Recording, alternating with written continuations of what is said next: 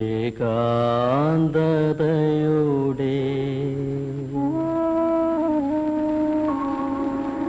മഹാതീരം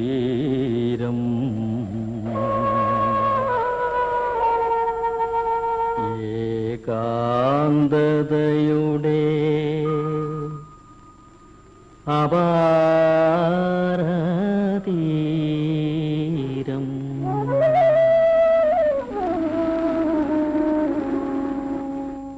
വൈക്കം മുഹമ്മദ് ബഷീറിന്റെ അനവധി വിശേഷണങ്ങളിൽ ഏറ്റവും പ്രചാരമുള്ളത് ബേപ്പൂർ സുൽത്താൻ എന്ന വിളിപ്പേരിനാണ്.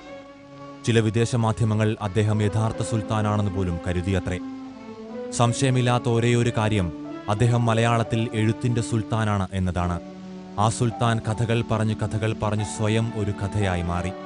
എത്ര പറഞ്ഞിട്ടും കേട്ടിട്ടും മടുക്കാത്ത കഥ.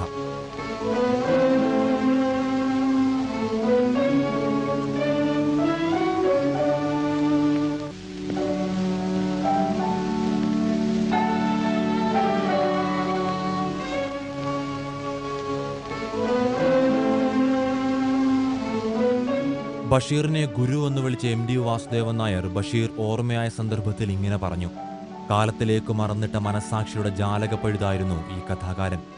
കഥ നീണ്ടുപോകുമ്പോൾ എവിടെയെങ്കിലും അവസാനിക്കണമല്ലോ. കാലം ബഷീർ എന്ന കഥയ്ക്ക് ഒരടിവരയിട്ട് കഴിഞ്ഞു. പക്ഷേ പറഞ്ഞു തന്ന കഥകൾ, മനസ്സിൽ നാം സൂക്ഷിക്കുന്ന കഥകൾ അവസാനിക്കുന്നില്ല. പക്ഷേ കഥയായിരുന്നില്ല ബഷീറിന്റെ സ്വന്തം കല, അത് സംഗീതമായിരുന്നു. ദുഃഖമാണ് കലയായിത്തീരുന്നത്. ശരിയായ കല സംഗീതമാണ്. അതിനു മാത്രമേ ദുഃഖത്തിന്റെ ശരിപ്പകർപ്പാകാൻ കഴിയൂ. അതാണ് നാദബ്രഹ്മം.